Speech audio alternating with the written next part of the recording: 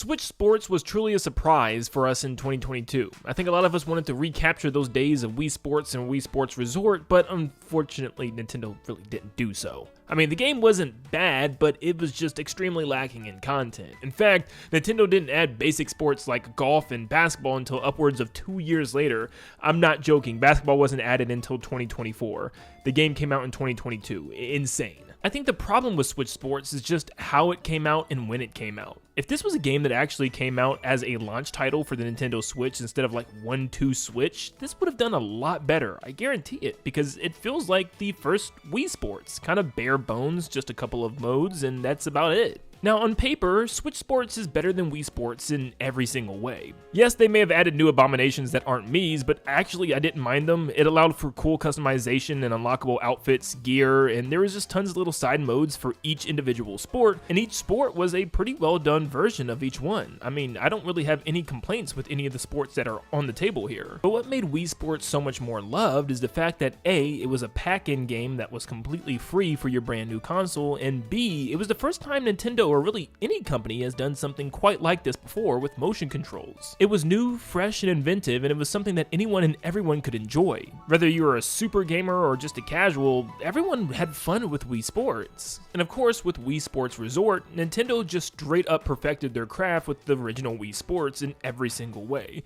They pretty much tripled the amount of sports, each sport had multiple different side modes and mini games for you to play, and they gave us what felt like a truly lived-in world with charm with Woohoo Island. I mean, seriously, we went from vacation island getaway to suburban city landscape. And I think that's the problem. Nintendo tried to replicate what they've already done on the Wii without advancing what they've done from Wii Sports Resort already. They gave us significantly less sports with significantly less stuff to do with those sports. For instance, Wii Sports Resort had 5 unlockable stamps that you could find and complete, almost like achievements for every single sport in the game, which gave you something to do alone if you didn't have friends and didn't want to play online. I'm serious, it was fun. Look, I had friends, but I like playing alone. Something about Switch Sports just feels lifeless at times and corporate. Outside of the unique character customizations, I mean, they're very unique. You can play as a freaking squirrel. The game itself just felt like a random sports sim that you could play on any console. Like, if you didn't know better, you probably wouldn't even think this was a Nintendo game.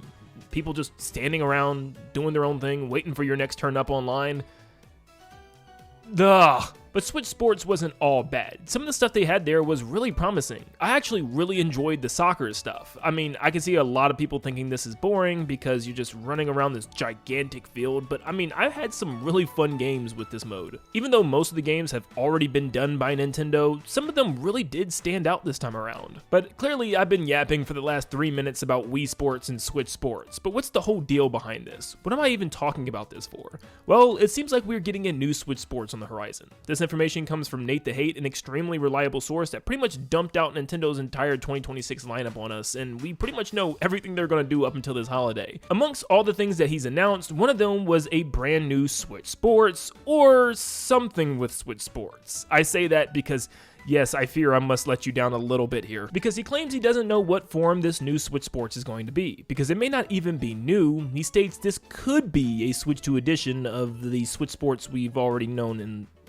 I can't even say loved. Oh my gosh, please do not be a Switch 2 edition of Switch Sports. I would genuinely cry. I mean, I could totally see Nintendo squeezing every penny out of the 17.80 million users already. But dude, they already made us wait 2 years for the additional basketball. Them just adding more sports without changing anything about the world or the game itself would just be such a letdown. It doesn't matter how many sports they add, it's not going to come close to the amount of sports Wii Sports has, which is 12 games, but each game has like 3 to 4 different mini games built into it. Now, not every single one of Wii Sports Resort games is a hit either. I get that, but man, that world that they built around it, Woohoo Island, is such a beloved world that it's even appeared as a double track in Mario Kart 7. To never return again. Nintendo, why? So no, I think a simple Switch Sports Switch 2 edition is not gonna cut it. Plus, that name alone is so stupid. Wouldn't they just want to make a Switch 2 Sports instead of Switch Sports, Switch 2 Edition? I mean, you're just naming 2 consoles there. So I propose a Switch 2 Sports or a Switch Sports Resort in some way. I think that could be really cool, maybe even giving us a world to explore and move around in rather than just play a couple of games and call it a day. I think adding tons of new games and expanding already existing ones would be really cool, with side modes and mini games and even achievements or stamps in order to collect, so that way we have something to do and replay value for each sport. And something like Spaco Square might be far less exciting than something like Woohoo Island, but at the same time, it's not an ugly location. I mean, you block out the city behind it, it doesn't look too bad. In fact, Spaco Square looks kind of interesting around the courts and around the facilities. I kind of want to walk around and see what I can find. I mean, they could even hide little Easter eggs you can find and stuff if you explore the area.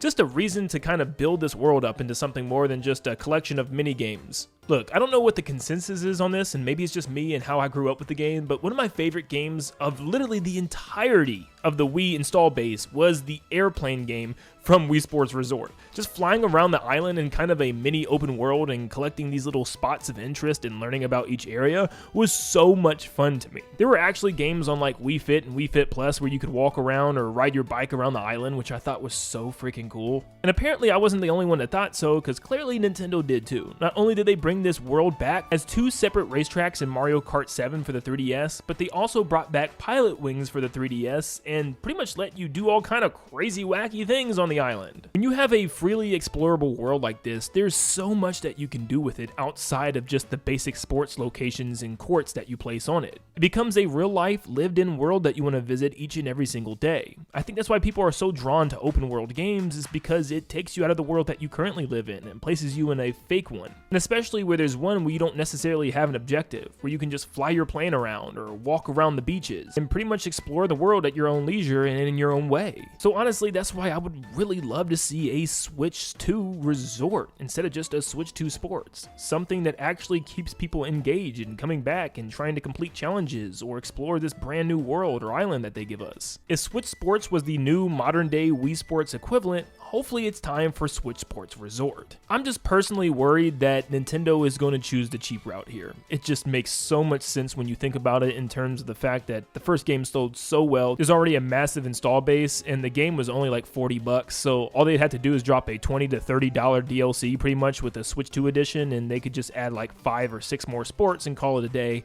Which unfortunately, I think that's what they're going to do. Plus, if it took them 2 years to add something as basic as basketball, which is ideally the exact same thing they did with Wii Sports Resort, down to the T, I just don't see them actually producing an entirely new game with a new experience in just 4 years. I hope I'm wrong, I just do not have confidence right now. So I'm praying that Nintendo gets in their bag and genuinely surprises us this time around. It's a brand new Switch Sports and there's so much more content added to it, and day one it's just filled with tons of sports, mini games, and extra things to do to keep people engaged. And then if they want to add stuff later on, it truly feels like an addition rather than missed content that just wasn't there day one. But if this is a game that's coming this summer, I do expect them to announce it relatively soon. I mean, in the next couple of months, I can see this game being announced, but either way, let me know what you think this mystery Switch Sports game is going to be. Do you think Nintendo's going to choose a cheap route and go with a Switch 2 edition, or are they going to make something brand new, like a Switch 2 Sports or Switch Sports Resort? And which one would you rather have and why? Thank you for tuning in, and I hope you all have a blessed rest of your day. Make sure you leave a like and subscribe before you head out, though, because we are super close to 400,000 subscribers. But thank you so much, and I'll see you all on the next one. See you guys.